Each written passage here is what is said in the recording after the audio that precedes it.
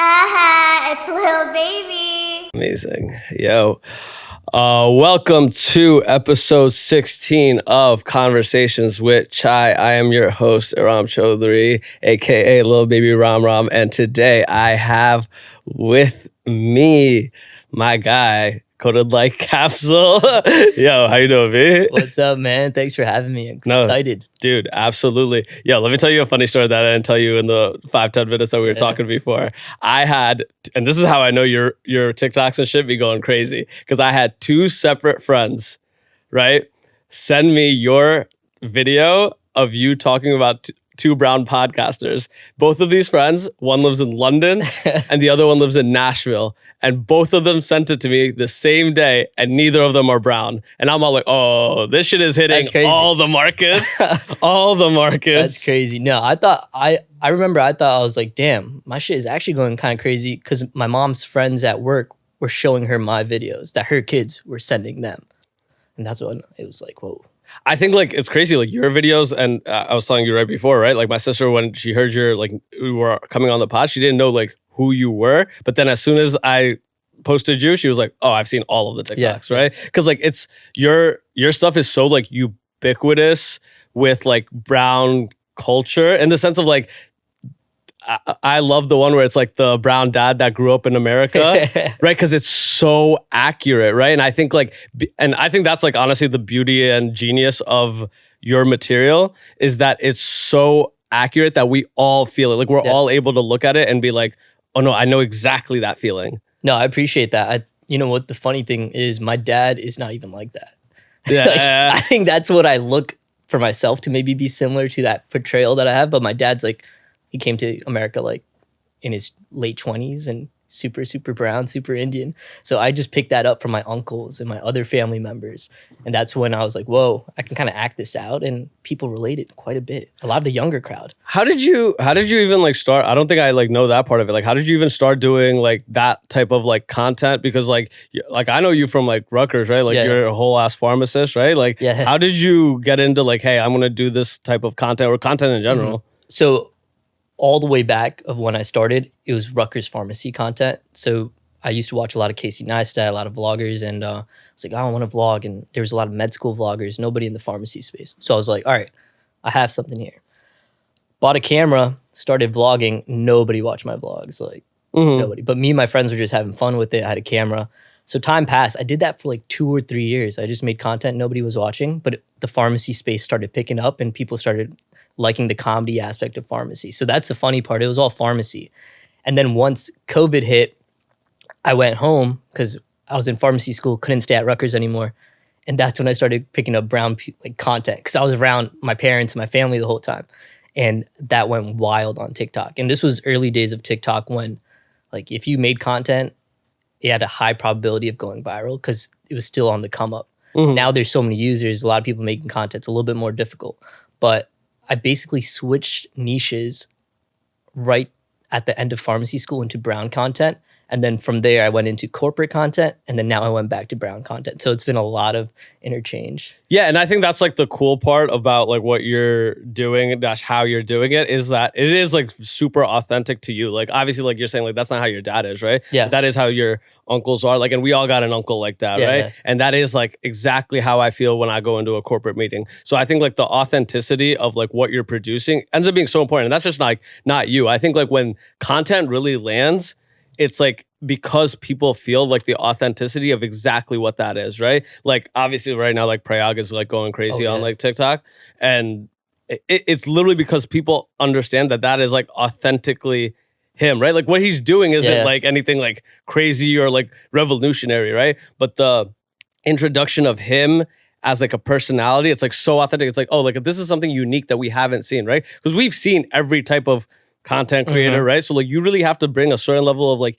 uniqueness and something that you're providing, right? It's like a special mix of everything. Like the humor, like in Prayag for general, like for an example, it's the humor, it's like the relatability, it's also a good looking guy. Like it's everything all mixed in together. And then I think his story is way different, where he went like super viral. Like I can't even imagine that happening, but that was insane to see. But it all it comes in stride, but it is really cool to see it all melt together. And then once it happens, you're like, take a step back and you're like, holy shit, this is kind of wild. But that's like one method to like whatever we want to call it, like that level of like social media success, right? But then the other method is the like method that like you're taking, right? Where it's like, yo, it's not a singular viral hit, right? Yeah. It's like I'm gonna continuously put out like work that like, hey, every single time I'm gonna do numbers. Yeah. It might not be out of the galaxy numbers every time, but it's gonna be solid numbers every single time because again,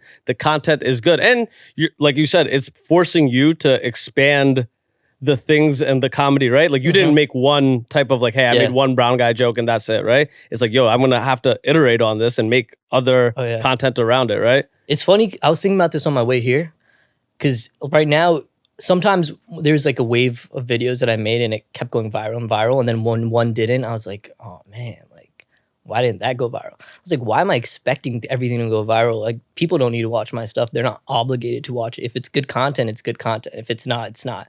And that's kind of the way I've been taking it. So it also helps that I have my job, my corporate 9 to 5. So this is something I kind of do as a passion. And it's not something I need to rely on to like put food in my mouth, put food in my dog's mouth or something. It's just something I do for fun. Yeah, but I'm sure now, and I think you actually did a clip of content on it, right? Where you talked about like brand deals. Like right now, like how does that? I'm like actually genuinely curious, right? 'Cause I'm like not even there yet. But like, how do at this point in your career, like how are brown brand deals working? All right, so I'll give you kind of like the true transparency of it.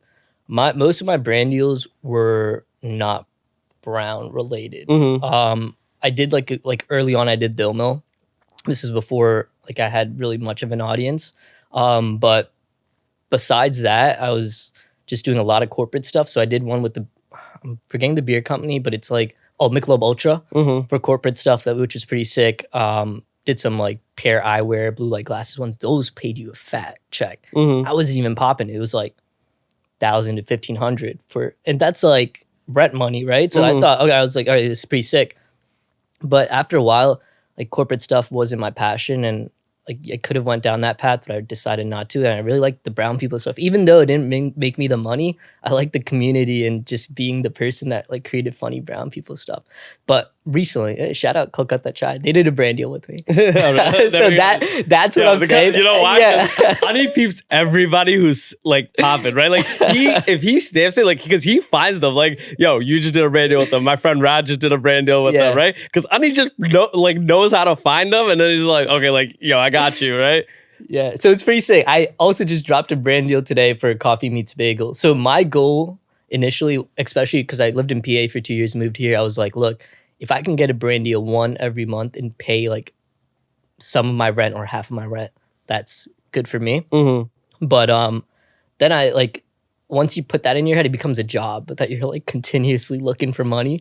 And I realized that's not what my passion is. And I wasn't really happy doing that. So I went back to my roots and I just started making more of my videos of whatever I wanted to make. And I'm sure that came with more success for the thing that you're building, right? Because I think once you start doing it for a specific click or for a specific deal, right, you kind of lose that authenticity that people like are really fucking with you about, right? We see it with everybody. Everybody becomes unrelatable to a degree once they get the money, right? Because it's like, oh, now it's like, yo, I don't want to even like really root for you anymore, right? Because it's like this facade of like whatever, I'm above, right? But it's also a thing for your craft, right? Where it's like, if you really want to do it and really want to make it great, it has to be for the love of that, right? Because otherwise you're sacrificing some of that authenticity, some of the even passion for wanting to do it, right? And that's like, people don't think that that's noticeable. You can tell. You can tell when somebody like really about what they're building, right? Because you can see it in their delivery. You can see it in the passion in which they pursue it, right? You could tell like, hey, this person like loves what they're doing, and it makes you want to root for them, because you don't want to give it to somebody that you don't even want to give your view or like to somebody who's just like, eh.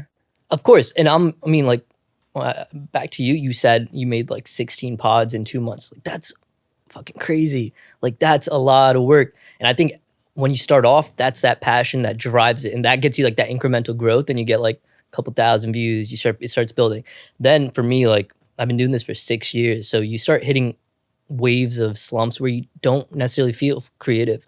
And then you got to understand like that's okay. Like you don't need to be like constantly pushing out content. So I give myself breaks. Like right now I'm taking a little bit of a break where I don't post every day. But if creative inspiration hits me, I'll make something. And I think that's like something that like everybody who tries to create something like has to face, right? And that's how you kind of weed out the people who really love it, because like those slumps are going to hit. Like nobody, like no person in any craft that builds anything creative, forget about a Drake, a content creator, a podcaster, nobody goes their entire career just batting 1,000. Yeah. Like it just doesn't happen, right? Like I don't know of a single career where I can be like, yo, you batted 1,000. Now, some careers are better than others and they might bat 100 or 90, right? But like for somebody who really loves it, they have to go through the downturns of whatever it is, right? You have to go through, hey, you might be used to getting 100,000 or a mil views on something. You have to go through sometimes. I'm not there yet, man. Sometimes that shit might be 5, right? Yeah. Like, again, like not you, but like anybody who's in that space, right? Like, and when you chase just the high of the virality, it's a slippery slope into depression. No, actually. It's like a very, very slippery slope into depression. Because if you put that bar consistently, every time you don't hit it, you're like, oh shit, I'm missing a goal. Hell yeah. No, I've been asking about this. Is like, I think I've been going through, I don't even know what it's not like a crisis, but it's more so of like a self-realization. Because I mean, I had my viral videos and stuff, and exactly what you said. It's like, why am I chasing a number? What does this number even mean? Like, you get one viral video, it's fun for like maybe like an hour. You get comments, your notifications are going off. Next day you wake up, your life it's the same. Mm-hmm. But like, I think it's the pieces of like everything day by day. I think the more appreciative moments I have is when I walk around and someone's like, yo, I love your videos. Or like, yo, I send this to my girlfriend all the time. We always joke. Or like one time someone emailed me from work and they're like, hey, me and my husband watch your TikToks when we put our baby to sleep and we're looking for some time to just relax. I'm like, that's what you spend your time on, is watching my content. That's pretty big. So I think those are the little moments where I'm like, that's what makes it worth it. Not really like the number of likes and shares and views that these things are getting. But that's the thing, and I understand that like you probably, like everybody else, like I see like that comes up and does this, right? Is like you probably do face some level of like, damn, like I really don't want to do this right now. But when you are looking for that piece of motivation, right? Those are the things that you should tap into, right? Like the fact that like, hey, it is, even if it's one person, that's how I look at it. If I make an impact on one person like listening, bro, that's the biggest thing in the world. Because how many of us just walk around in our everyday lives and don't impact a soul, right? And the fact that like, yo, even if it's for 5 minutes, make somebody's day better to however many people, that's the craziest thing ever, right? Because to have that level of like, yo, I had a positive impact on the world today, right? Like, and I know like it sounds like a big grand scheme thing, right? But it is a positive impact on your part of the world, right? It's huge. It's strange because you don't really think about it. Like when you put into perspective, someone's watching it and they gain happiness from it. Like, whoa, like how if you said a joke right now and you made someone laugh hysterically and you saw it happen in person, you'd be like, damn, that was a good ass joke. And you'll probably think about it on your drive back. But you're doing that like with funny videos. If I make it, I'm doing that with a few 10 or 100 people that are watching it. Like that's pretty good, but we don't always visualize that. We just look at the number. No, absolutely. But I try to tell everybody who come up, right, like that it is a big deal, right? Because I think that we kind of diminish how big of a deal it is because we're in the moment. Like we don't want to even give ourselves that level of like, whatever you want to call it, ego, self-importance. But I think about like, for me personally, even on your content, right? Like that, when I see something like that, I'm like, oh, my people and my experiences are being seen and are being highlighted, right? Like it does mean a lot to me that like, even though it was about 2 brown podcasters, right? It makes me feel good seeing like my friends who are not brown, right? Live in London, live in Nashville, see that this is an experience. This is a part of the South Asian experience that you may not get to know. They might not know because they don't get to experience it. But because of something like your content, they're able to say like, oh shit. Yeah, like, this is a thing in their culture, right? Because I would always try to explain it to my friends, right? Because I've done the two guy brown guy podcast, right?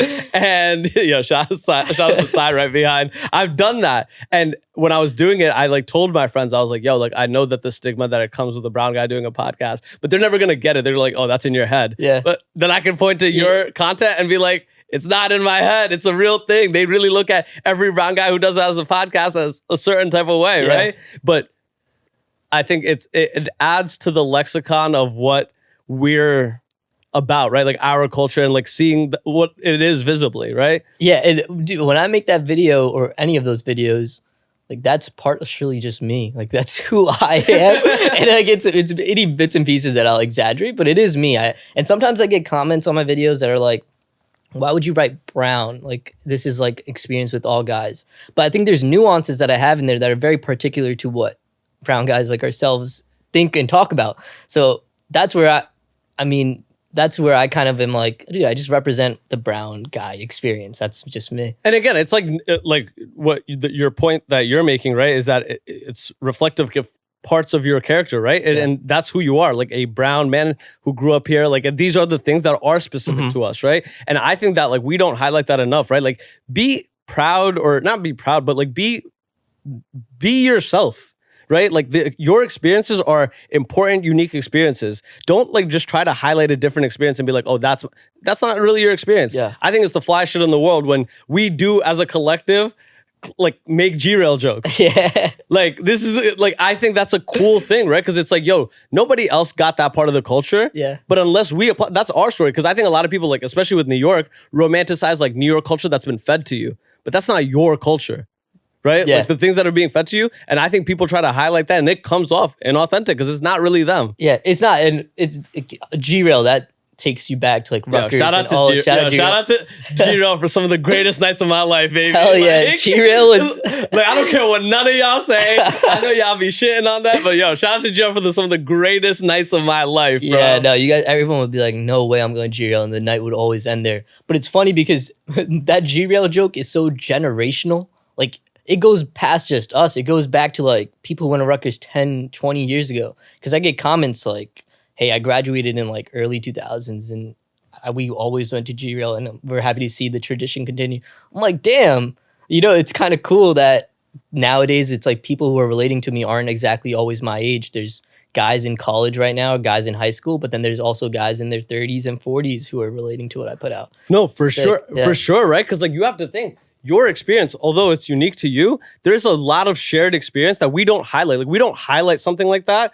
Obviously, you are now with your content, right? But that's why it can't be a shared thing because it is a part of their culture. Like think about somebody like Najee, right? That every single person that goes through that area knows him, right? Yeah. But it's like something that we don't highlight as a part of our cultures. Now, bring it to South Asian things. Like I was at, shout out to Indo, right? For throwing another fucking sick event, right? I'm talking to Kanye and I'm all like, yo, they don't, like, people don't realize like this shit is like legendary, right? Like this shit for an entire generation is gonna be like, yo, I was around when Kahani and Indo and all of them were building to what it is now, right? And I think like we don't celebrate that in moment enough, right? Like we're talking about these things like after the fact, right? And I think that people will look at some of the people that are currently in the space building like that. It takes so much time though. Like, as you said, maybe not now. Maybe like 5-10 years from now, it'll be different. Like that event's going to be huge. The events that are being thrown right now, we're talking about events here, LA. It may not always have the biggest crowds because it's still at the start, like the inception of it. And it's going to take like 5-10 years for the crowd to really start gathering. But that's why it's so exciting to me, right? Because I don't think that it's 5-10 years away. I really think it might be 3-5, right? Like Kahani and them just sold out like Mirage like twice, right? So if they sell out Mirage now, right? What does it look like in a year or 2 years, right? They're about to do Goa. Like I think that the people that are building in this space, think about like where you're at now, right? Like I always say this to like anybody who's on. Project your own career in the content space out another 3 to 5. As long as you choose to continue to go, right? What does that look like? Like, it's not going to fall off, you don't think, right? As long as you're continuously doing it. But again, right? Like, this whole platform is based off of that as the value prop. Like, what does all of us look like 5 years from now? I agree. And it's interesting you bring that up. These are all questions you ask yourself as someone who creates content 3 to 5 years now. Am I going to still be doing this? I like creating content, but people that inspire me like Ani and Kolkata Chai, Pop Shift, I think that is even a bigger goal of mine. Is maybe it'll be less about me in the future and it'll be about other people creating content. And if I could provide that for people because I know how to grow a platform, that would be pretty sick. Plus, you get like other interests and things you want to do. I mean, I love business. I work in marketing. That's like some of my passions. I think content creation has been awesome for me, love it. But 3 to 5 years from now, sometimes you can kind of start planning for something new, like a new phase, something bigger than just me. So I'm looking forward to it and seeing what happens. Yeah. Bro, I think that's the flash shit in the world for you to say, right? Because I think like we actually need more awareness of like that, right? To say, hey, because I think a lot of us, like when we can't cut it in the space, right? We just give up on the space altogether, right? We go back to whatever the fuck else matters, right? But the flash shit in the world is like the people who are like, of course, like building for themselves, but now just building and helping build out the space, right? Like when I talk about like Kahani and Kunal and all of them, right? There's a bunch of people behind the scenes that are real pushing things like for that shit to happen. Because that shit is not a 1 or 2 person thing, right? It's like a huge thing. So because I always talk about like, yo, what you've gained in experience, it might not be you, the one that goes. But one of us should go. Like one of us should be that, right? Like one of us should be like a Kai Sanat, right? Yeah. And it might not be you, but to identify that, like, yo, I have the game to at least expedite your process. To see the next one up and be like, yo, let me get you up there, right? And like help you push that, right? Help push out like the ecosystem that I've learned because I've figured it out. Because to your point, nobody really did what you did before you in the sense of like New York City, like exactly, content, right? And it doesn't even have to be direct. Like I'm the next Kai Sanat or somebody. Maybe it won't be me talking to him directly and be like, hey, you should stream, but maybe they'll look at my content and be like, hey, this is kind of cool. Some brown guy creating content. That's pretty much how a lot of like comedians look at Russell Peters. They grew up watching him. Now they're big, like Nimesh Hassan. Like it's crazy that you don't necessarily see them, but like there's a lot of people getting inspired. Like I watched Ani and saw what he was doing. I was watching him on YouTube. I was just watching long form content, seeing what he was up to. But it's those little moments where you don't exactly know who's watching, but there is somebody who's getting inspired, which is dope. I told Ani this when I had him on, right? I was like, it's not an exaggeration, right? Like, of course, like what we're building is so different, but seeing you build that, I'm like, oh, this can even exist. Like the idea that this could exist only comes from that. Right? Yeah. Not only comes from, but there's other people obviously that are part of that inspiration, but only comes from a combination of those people doing whatever the fuck that they did, right? Like seeing y'all, and I tell every person that I have on, right? Like whatever level that you're currently at, seeing y'all crush at that level makes me think like, oh, that's like a reachable, doable, like level, right? Like Sagar's doing it, bro. Like, you know what I'm saying? Like he's getting this many hits, right? So there's clearly a market. Like it's like you're consistently proving within the work that you're doing. And back to the point, like inspiring too, right? Yeah. Hey, there's a market for brown comedy. Now somebody can go iterate. Like, what does that brown comedy look like? And the most amazing part is, dude, you could work your corporate job and do this. And at one point, you may have to trim your branches if it ever gets big enough that you have to choose, right? But within our culture, the big thing is getting a good job, making money. You want to check off those boxes. It's not dumb to do that. I think that's a very intelligent choice, not to go all in on content and everything. But if it ever does get big, hey, you have your corporate experience if you ever need to go back. But now you have some financial stability and you can go out and do your thing. So that's what's been charging me of just being so liberated. Because after college, I got my job, I was working, and I was like, hey, I could do this. I didn't think I could before, but now I'm like, I got time. Like, it's a grind sometimes going after work, like thinking of content and stuff. But throughout the day, like if I come up with an idea during work, I'll just type it on my notepad and then get home and film it and be like, all right, I did it. It's pretty sick. Yeah, no, I think the coolest thing about that, and it doesn't get credited enough, is having a corporate 9-to-5 actually gives you the ability to fuck it up at a less expensive cost to yourself, right? Because a lot of us like who haven't done or created or built something, like if I just threw you out the window, maybe you'd figure it out, right?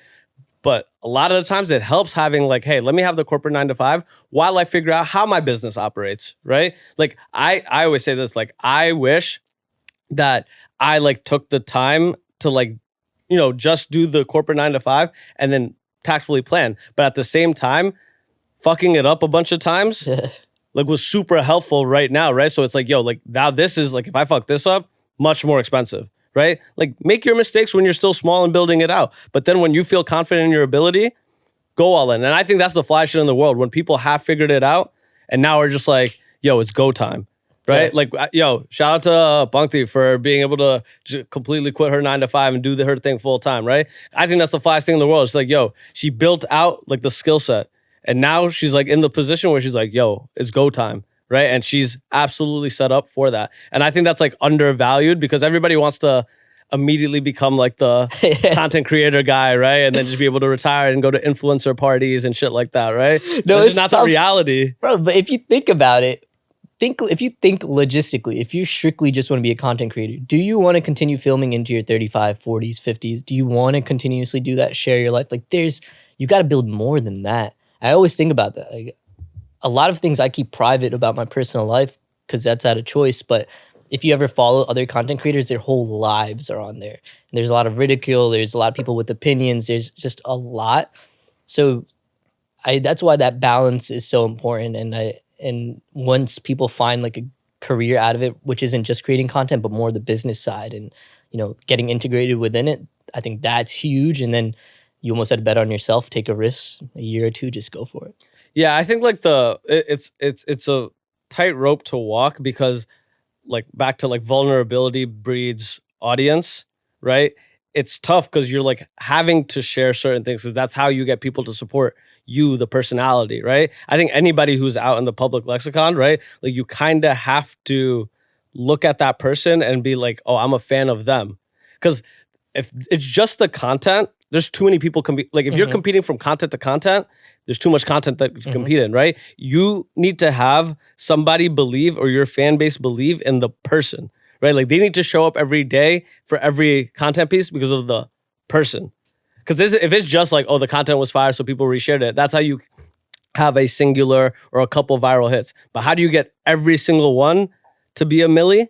It's like, oh, okay, like they just have, a million people have to just believe I'm the guy every time I post or every time I come around, right? Like that, and some people, it's crazy, like to do that takes a certain level of vulnerability and sharing your life, which is fine. If you don't feel comfortable with that, like as like a general person, that's like a life decision that people have to make because you have to be okay with the negatives. People want to do just these things for just the positives, like cool parties, brand deals, whatever. But you have to understand everything has a dark side. Everything. It's so strange because that's one thing I had to realize was I had to be a little bit more of just myself. Like I have my characters that I play, those videos do great. But one thing that I really enjoy, and I think it's super underrated, I post a lot on my Insta story, like my day-to-day. I'll just talk about random shit I'm doing. And I think my Instagram has a little bit more of core followers. It's less followers on Instagram, but it feels like people who are way more engaged and reply to stuff. But then again, you have to deal with the fact that you're going to get a lot of opinions back when you do something. So maybe you say something or you post something that people have a lot of opinions about. Now you're going through your day and you're getting a bunch of messages. You got to reply to messages. It's a lot of personal time, a lot of personal brain energy to commit to. But I do like the fact that I put certain things out more so of just like I try to be productive during my day, work out and stuff, and it inspires people. But as you mentioned, it's up to the content creator to see where they draw the line. And sometimes being a little bit more, I would say, open with sharing will help people connect with you more. But it's more so what do you want them to know versus what you want to keep to yourself. I absolutely agree. I think I'm making like that distinction kind of actively, kind of inactively. Like I think I like have figured out the things I like sharing. Like about my personality, because like I think like there was a point that I was probably like oversharing to breed that vulnerability, right? To breed the hey, become a fan of me, whatever. But now I'm at the point where it's like, no, like you shouldn't get the privilege of all of that, nor do I want all the negatives of all of that, of oversharing too much. Because back to your thing, opinions, and there's certain things in my life that I don't want opinions on. This. Absolutely. Throw your opinions out there. I'm here. Put it out. Say whatever you want about my guest. Say whatever you want about me. I'm here for that. But there's certain things that I don't want your opinion on, right? Like there, like, and I think I'm like figuring that out, right? Like my personal relationships with my friends, romantic relationships, right? Like my relationships with my like family, right? Some of that shit has to be out of bounds because you don't want to open that up to like any type of criticism, right? It's funny. Today I was FaceTiming my friend and I was talking a little bit more so about like dating and stuff. It's strange a little bit because a lot of my stuff is all out there on Instagram and TikTok, and I'll go about my day. And if I meet someone new and I try to tell them about myself, they already know some stuff. So it's kind of odd. And even in relationships I've been in the past, I've had to kind of had that balance where if I shared everything about what I was doing during my day with Instagram, well, there's nothing special to tell the girl what I was up to during the day. She's like, I already saw it on Instagram. So that's kind of the tough part. You don't really think about these things until it comes at you, and then you're like, damn, that does make sense though.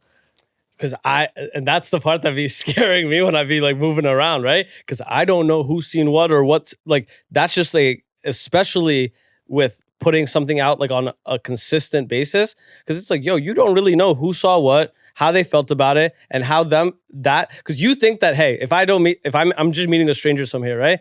Fresh, clean slate. You're gonna go based exactly off of what I'm giving you, and I have some level of control over that. But the scary part is, once anything is out there, I have zero control over how you perceive it or how it comes off, because I have to assume that you're just taking it in based off of your own perspective on who I am, right? That's right. So now it's like, yo, if I meet you for the first time, it's not really the first time. There's like already back context there that you've probably have on me. And I kind of feel, I don't know how you feel about it, but like not that it offers a certain level of discomfort, but I have to be a little bit more jaded to any interaction. Like I have to be a little bit more aloof based off of any interaction, because I have to see, is there already a perception? Mm-hmm. Right? Like, do you feel like that? Like when you go out on dates, like, is there a thought like, hey, like she's already seen this? I mean, I have to think about my videos, like POV on a date with the brown guy. Mm-hmm. I'm like, I better not say some of the shit that I say in that video. They're common questions. Like, I gotta ask certain things. Like, do you have any siblings? Like, random shit like that. But there have been times where I'm like, damn, I hope they didn't think I was cringe or like I'm a cringe person. But if they're on the date with me, they obviously didn't feel that way. But it's a thought, but it doesn't really affect me in that sense, because I think the only thing is, can I live up to being as funny or, friendly and stuff in person? That's a whole different thing, that's right? Like, yeah. I have to you have to remind yourself that not that you have to live up to it, but there is an expectation. If they are somebody who tracks you or sees you, you're expected to be like, the good thing about like your stuff is like you are being authentically yourself. Like obviously it's a bit, right? Yeah. But you're playing off of things like, so it's not like, oh, I have to be that guy from the clip, right? Because it's like a bit, right? But I always think about it for like something like this, right? If you come up to me and you're like expecting me to be exactly how I am here, it's a little bit easier because this is who I am like 100% of the time. I curse the same, but you don't, like, I can see how like if you were playing somebody not yourself or not true to you, it's a tough spot to be in. It's like a tough spot to be in. And I see that all the time. I see content creators that are a certain persona online, but I know them in real life. And the persona don't live up. Yeah. And that's when you start like losing people too, because it's like, oh, the vulnerability isn't actually real, right? Like, because that's not who you really are 100% of the time. I experienced that. One of my first brand events that I went to had a lot of influencers. And I brought one of my boys with me, Ronit, and he came with me, and we met a bunch of influencers, a bunch of people that we saw quite a bit online. It wasn't like the exact same person that you would see online as outgoing and stuff, and it's kind of hard to have conversations sometimes. But you realize that maybe it's a little bit different though, because what I've thought about is online, you're kind of by yourself creating content, but when you start getting into big spaces, it's intimidating to be around so many people and talk about yourself, talk about what you do. For me, I guess since at Rutgers, we've always been around so many brown people, it feels kind of normal to be in that space, but for a lot of people, that's not how they grew up. So now that they're put into this huge ass brown event and they're expected to go and chat, it's a lot to put on somebody. Yo, that is such a good point. I think, and it's funny that you said that, right? I always say that. I say like, because of where I went to high school, because of where I went to college, because of the communities I've always had to navigate, right? Like people come here and then they don't realize that like you have to now navigate in a very public way, in a very specific way, because of like the interconnectedness of South Asians in New York. But the interconnectedness of South Asians isn't just limited to New York. The interconnectedness of South Asians is worldwide, right? But we've had to face that because of tighter communities, right? Where every move is looked at and perceived, right? So now, like when you're in, like now in like the rooms I'm in, I see people and like, hey, you might move a little funny, right? But you don't know that, because you don't know how this shit plays out to a bunch of brown people that are just watching every move. But if you came from Rutgers or anybody where there was already a bunch of brown people, you've had to do that forever, right? Like you know exactly what it is. Yeah, you walk in a room with a bunch of brown people, like it's just a normal scene for you. And at Rutgers, even if you talked about that, it's a lot of different groups of people. Like we weren't in the same friend group. Maybe we'd come across paths and see each other. But once you get used to meeting a lot of people, in my work, I travel a lot, meet a bunch of people. I think one of the best skills that I've probably come up with is I don't get too nervous meeting new people. I generally enjoy it, learning about them, asking them questions. But social anxiety and stuff, that's real stuff. It's scary for a lot of people. And I've have friends that have that. So I understand where a lot of people come from. It's just a little bit tough to get through. Yeah, no, and you also have to think about like who the content creator crowd is. They're always like the misfits. You know what I'm saying? Because who else is sitting at home with a camera to their face and making something? Like you got to be a little like, like you know what I'm saying? Like you got to be a little off, right? And because of that, like you have to think when those people come out to the public, that's like it is a jump for them, right? Because like you said, hey, I'm used to making content for myself, trying to put that out there, very curated stuff, right? That I'm putting out. But now it's like, yo, I got to be really me 100% of the time to all these people, right? It's funny because when I first started creating content, I would get like more shares than likes because I knew people were sharing and be like, yo, who the hell is this guy on screen talking about some random pharmacy? Like, it's kind of embarrassing. Like, I'm carrying around a tripod and a camera. Like, I know people are sending it. And that was like early on because it's very different. Like, even then, TikTok didn't exist. So nobody was watching TikTok. People weren't content creating. So being on YouTube was a little bit new.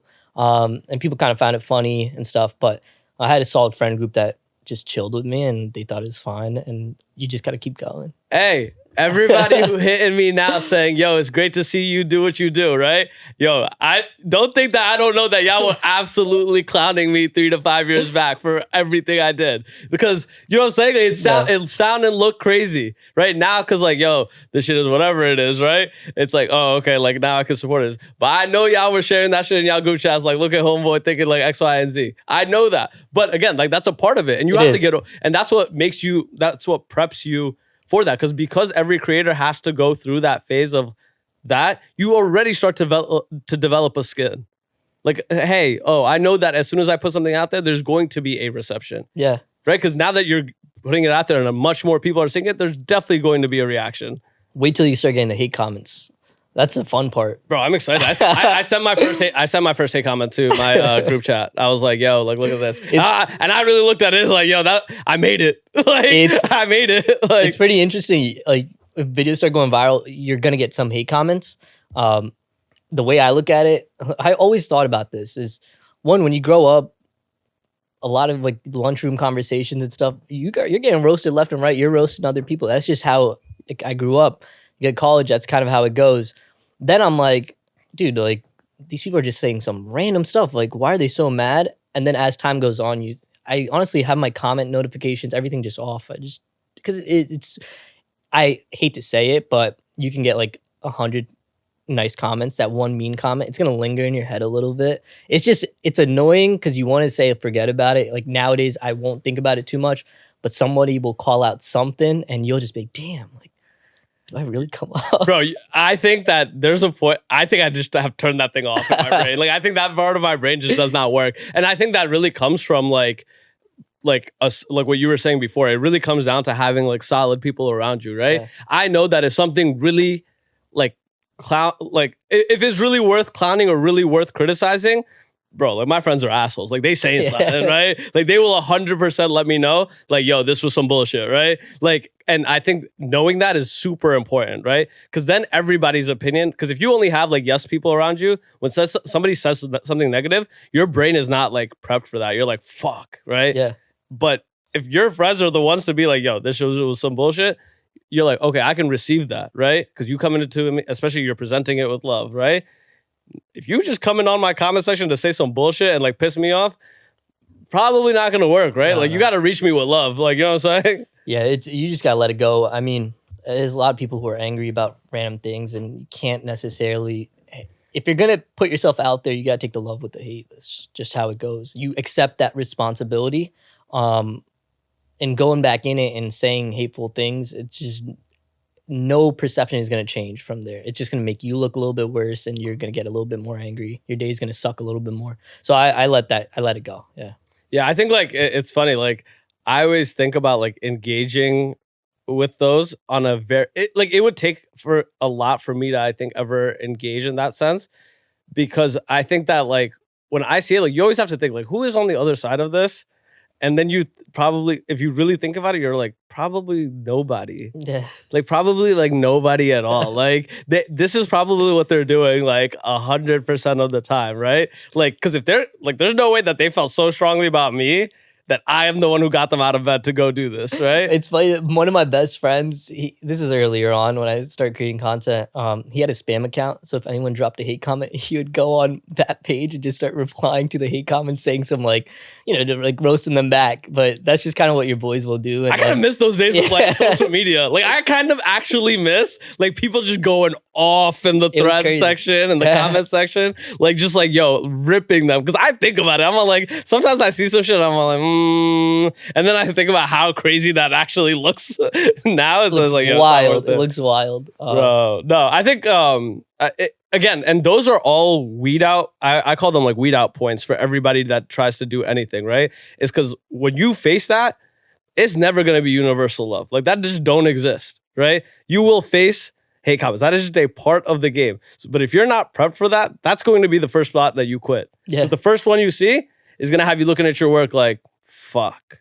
Yeah. Or even that, if you're scared of what people are going to say about certain things, you're not going to end up creating what you want to create. Like some of the videos I made, I think it's like the brown guy stuck in the friend zone or deep in the friend zone. They're so cringe and they're almost hard to watch. But I thought it was so funny because it was like low key. There's been moments in my life when I've been in the friend zone, like fucking FaceTiming a girl who has no interest in me. So like I started picking up and doing like random skits about that, obviously exaggerating it.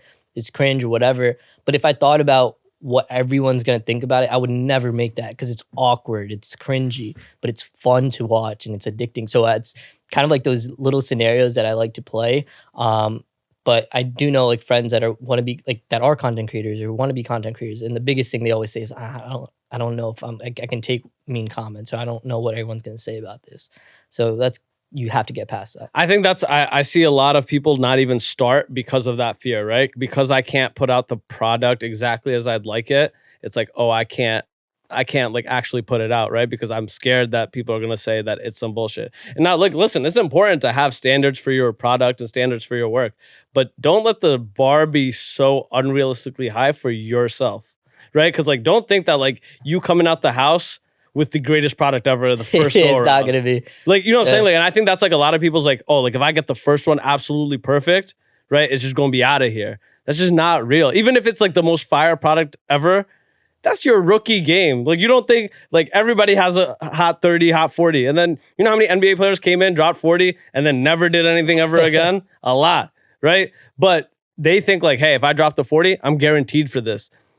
Bro, just put it out. It's probably 9 out of 10 times it's gonna be some bullshit. I'll put in some filler content on my page that I know isn't the funniest. I kind of just think of them like filler episodes when you watch a season of a show. Like they're just there. It's bullshit content sometimes, but sometimes you don't have the best content lying around, but you need to create to get in the flow and the kind of the process of things. And content creation is the same as like working out. If you work out 1 day, 2 day, maybe your first month or 3 months of working out isn't going to be perfect, but the fourth month you're going to get a lot better. Then by a year, you're going to get a lot better. That's how content creating to me is. It's just like, you just take it day by day and then it's like a compound effect. You said that to me outside, right? It's like creating a body of work, right? Like people think that like, hey, I'm going to put, look, listen, it's better to have 100 videos out there and not 10 of them be bullshit, but 90 of them are fire. But if you only have 10 things out there and they're all perfect, who gives a fuck? Yeah. You've only done 10. The other person's done 90 solid pieces. Like I've delivered 90 fire episodes or whatever the fuck, right? And you've delivered 10. Yeah, so what? Yeah, I delivered 10 perfect ones. I'll tell you what though, you're going to put out a clip for a podcast. You're going to have no expectations of it going viral and then it's going to go viral. And you're going to be like, that went viral? Like you don't know. Bro. You never know what is going to pop off. That's the thing. You got to let the jury decide, which is your audience. And it's cool. Like literally no idea. Like I've already like kind of faced that, right? Where there's been podcasts that I've like sat through and I'm not talking about like my guests. Like I felt like my performance has been off, right? And then I see like, oh shit, this just ran it up. Right? And I'm like, oh, okay. So maybe like, again, you don't know sometimes because you're so A, close to the content. B, you're not the consumer, right? Like you're not the person who this is meant for, right? Like you're the person building the thing, right? So you don't know how your audience is going to receive it, but you don't find out until you keep doing it and keep putting it out, right? And some people over the course of that refine the product, right? Because they're like, okay, because like you said, like you didn't know, hey, this specific brown thing is going to pop. But once you did, it's like, okay, I can give them more of this, right? Because the market is telling you, hey, this is what I want. And now it's up to you to consistently provide that and iterate at that and make that bigger. It's that exciting moment though, like right before you click post, you're like, oh wow, like all right, I'm posting, and then you wait, you And look just at to your see the phone just to see reaction. the reaction, and I could in the first hour or so, I can tell if a video is gonna go viral or not. But it's different now with Instagram because things pick up a little bit later. But it's exciting. I think that's also what drives me is just like you receive the audience feedback. If it's funny, it's funny. If it's not, it's not. That's just what it is. Yeah, no, and I think that's the coolest part about like creation at any level, right? Is that like we get to see, especially with, of course, like there's things like algorithm play and all of that, but relative to the degree that you're at, like there, you know, when something is like hit the market, right? Like because the market will immediately like let you know, yo, this hit, right? Whether actively by like leaving a comment, whether actively by DMing you. Sometimes but the cool part, I think the cooler part to me is seeing like the real life impact of it, right? Like you said earlier, when somebody comes up to you and says, yo, when I unwind, I like watch your TikToks, right? Like I think that's the coolest thing. Like I think it's the flyest thing when somebody comes up to me and is like, point something out from a specific episode. I'm like, oh, you actually like listened. Like, yo, absolutely. And I entertain all of those convos, right? Because I'm like, that's crazy for you to like listen and then even like have a thought or opinion on it, right? And I think like from a creative perspective, like that's all you really want. You want your shit to be felt and to be seen. Yeah. Right? Like not about like, again, not about the numbers, but like, hey, I want to give y'all the feeling that I was trying to present to you. Yeah. And the coolest thing, I have numbers of stories where like I'll run into people in really random places and they'll recognize me from TikTok or something. But the cooler part is that they get so excited. Like they're like, holy shit, like I want to take a picture with you and send it to my friends because they have like an inside joke going or something. So that excitement is like, oh, like my own mom doesn't even get that excited to see me now. Random people who don't have no idea who I am are excited to come say hi and talk to me. So it's like, I think it's like any impact that you can have on somebody's culture is the craziest thing, right? Like there's so many things out in the world, right? And the fact that like you're taking up like, hey, like this person's like group chat, like this is like a running thing with them, right? And I'm just like, yo, that's like amazing. And that I think is like the early stages of real like fandom, right? Like, cause that's how it starts, right? It's like these people that have built a community around something that you've produced, right? Like that's like the people who have real communities, like that's what they're doing, right? Like, cause they know as soon as I put it out, hey, that person is going to share it with their entire group, right? Yeah. Like I know when, for example, like I know when Indo is doing something, I know the group of people that are immediately going to send me the thing. I don't even got to be searching through Indo's page to go find that. Everybody's going to send it to me, right? I have like musicians, right? I know exactly which musician's going to drop and which friends are going to hit me up to be like, yo, go listen to this person, right? And I think that's like real community. That's like building real community, whether like you actively think about it or not, right? Like those people that are coming up to you, they've built a community around your content. And sometimes I always tell people maybe going viral, like 1 million, 2 million views isn't what you need. Because when those videos go viral, sometimes you reach an audience that really isn't your audience. But you get those micro viral ones, like 100, 200, those are like very niche people watching it who are your audience and they start following you. So my growth has been so slow and sometimes I get annoyed about it, but I guess it has such a tight knit group of people that it's everyone that watches that is following. So it's kind of cool to see how sometimes it's not a one-to-one. Like you got to look at your engagement rate. You got to look at all these analytics. And I work in marketing, so I kind of understand how these things work.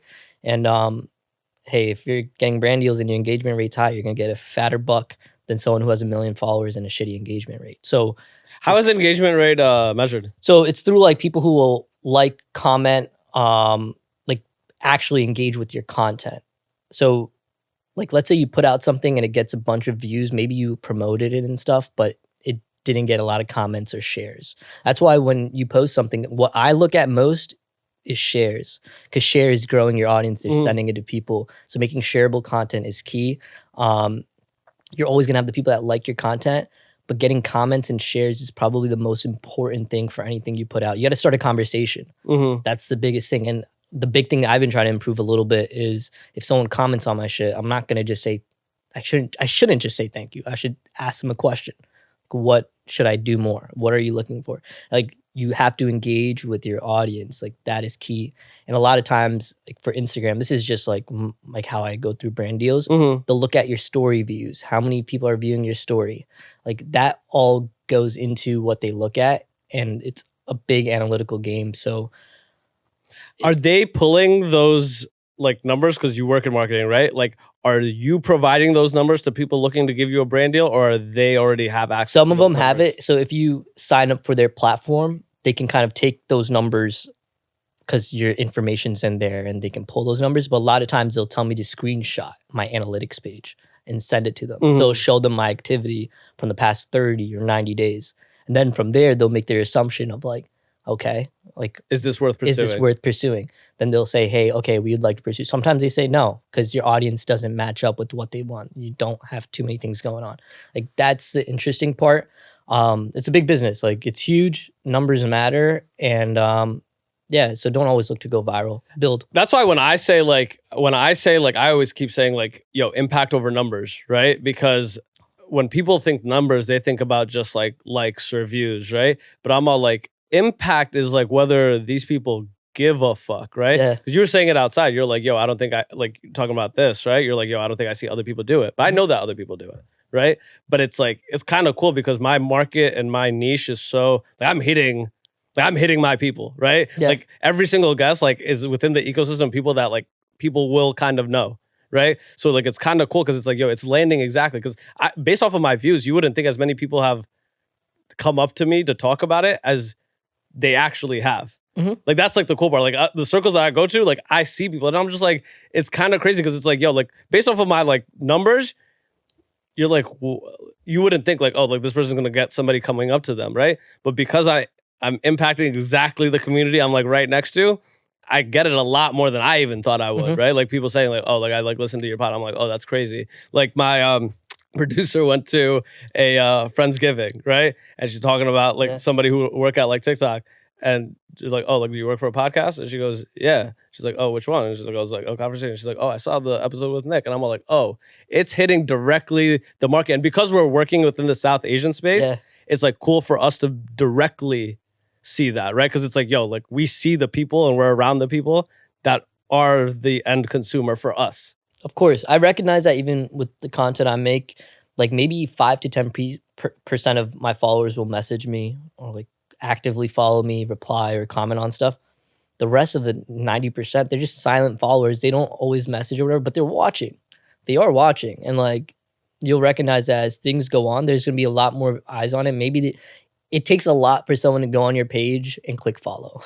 Like you gotta hit them like a million times before like, oh yeah, this guy's worth following. You know what I mean?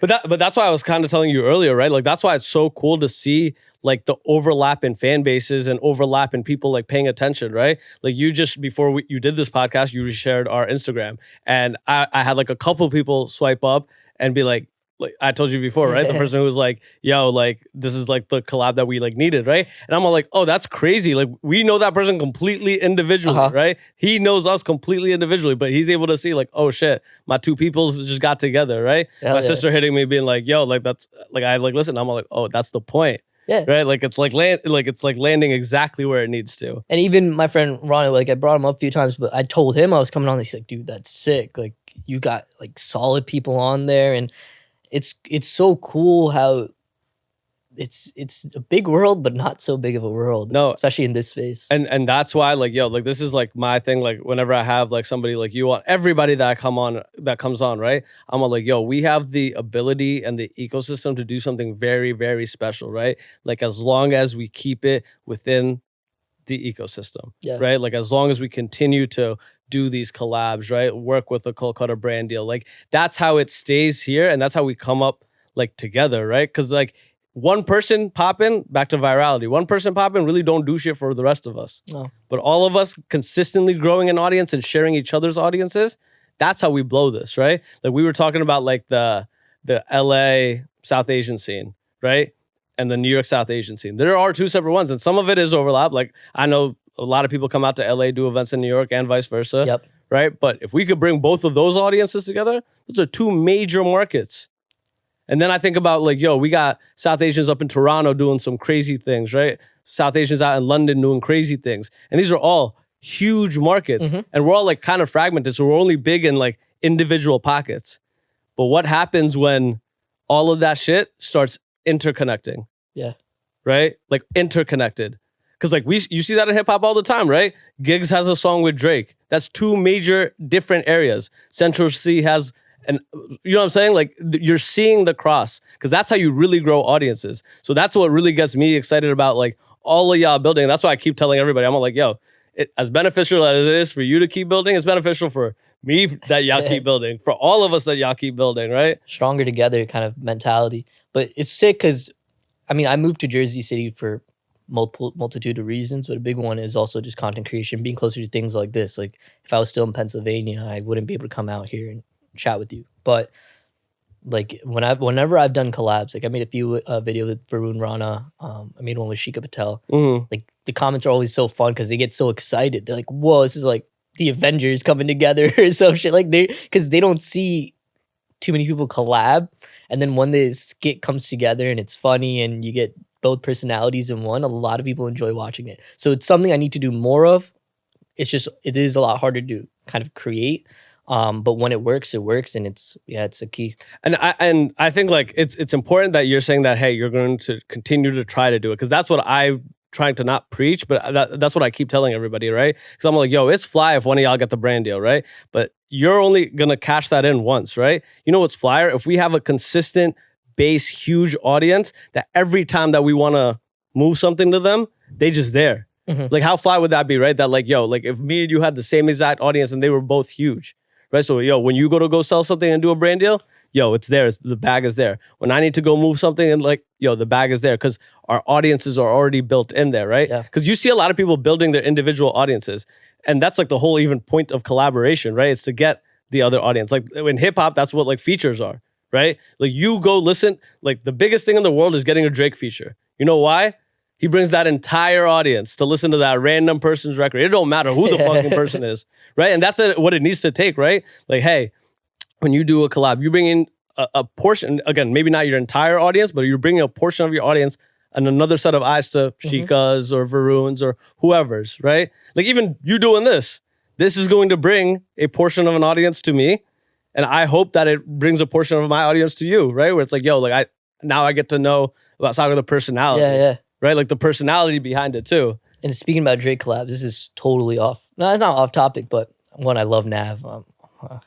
I hate to say everyone's going to roast me. I love Nav. I love listening to him. But yeah, you know what's so funny that you say that though? Somebody asked me, like who's on like the hit list of like this pod, right? And I won't lie, the first name that came out of my mouth is Nav, right? Because like, I want to clown that, right? Yeah. When I think, like, I was like thinking, like, who are the biggest? Because when I said like hit list, I was like, who are the biggest South Asians I could think of, right? And the first name that came to my head, Nav. But anyway, sorry. All right, shout out Nav. But I listened to a podcast that he did, and someone asked him about a collab with Drake that was rumored.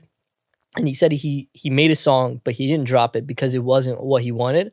And a lot of it is because he knows once he releases that song with Drake, all of Drake's listeners are going to listen to that song. And that's like the biggest fan base. So he wants that shit to be like pristine, like one of the best pieces of music he's put out. So that's like the smart way to do it is you got to understand, like, as you meant, there's a lot that comes with doing collabs, but you want to do it right. And that's why a lot of planning and everything takes into effect. I think, and that's an important thing to highlight, right? Like people are always concerned about getting the look, right? But are you ready for the look? Yeah. Right? Like there's so many people that I'm just like, I don't even want you on this right now. Cause like, I'm not ready for that level of eyes. Like there's still some bullshit that I'm figuring it out, right? Like I'm not ready to get your entire fan base to look at this. Like it's not ready. Like it would fuck me up. Cause I might not get another chance to get all of those eyes back on. Yeah. So when they look, this shit better be pristine. They better be able to look at the body of work and be like, oh no, this is absolutely fire, right? Because if they come here and it's all some bullshit, I might not get that look again, ever. Yeah. Hassan Minaj, he caught me lacking. Because I made a video a while back of like POV, you're on a date with Hassan. It's a terrible impression. Like I don't know why people liked it. My impression was really bad. He peeped it? And well, I'll tell you the story. I woke up one morning. It was like a Tuesday or Wednesday morning, and I usually scroll through my phone or whatever. And I follow Hassan, and he had a reel of him reacting to impressions. And it wasn't the whole YouTube clip; it was just a reel. So I clicked on his account, went on YouTube, and I started looking. And in my head, I posted this so long ago, so I didn't remember that I did this. And I started watching it, and then my face, like my video, shows up on screen, and he's watching it, and he's laughing at all the other ones. Then he's like, "Nah, I'm gonna be critical with this one. This does not like." He was like, "This is like a mix of me and Aziz Ansari into one," and I'm like, "Ah, shit, man! I just got roasted." And yeah, so it was definitely like even the comments were going off on me. Like all of them were good except for that one guy, but it was definitely insane to like wake up at 7 in the morning and then see myself with Hassan watching my video.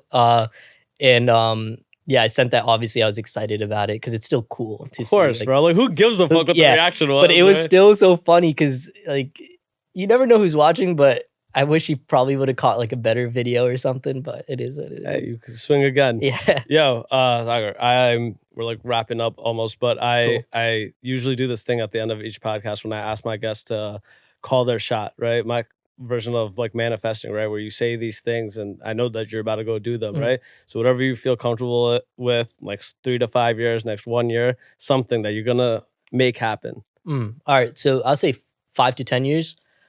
Start my own business. I don't know exactly what it is yet, but my own brand that's beyond myself, that impacts the community, and as we mentioned, like brands that are in the space right now. And then maybe like 10 to 15 years from now, I want to have my own talk show. Yeah, like a Jimmy Kimmel Fallon kind of vibe going on. I haven't seen a brown person really do it quite yet, the way I kind of foresee it, but I hope that happens.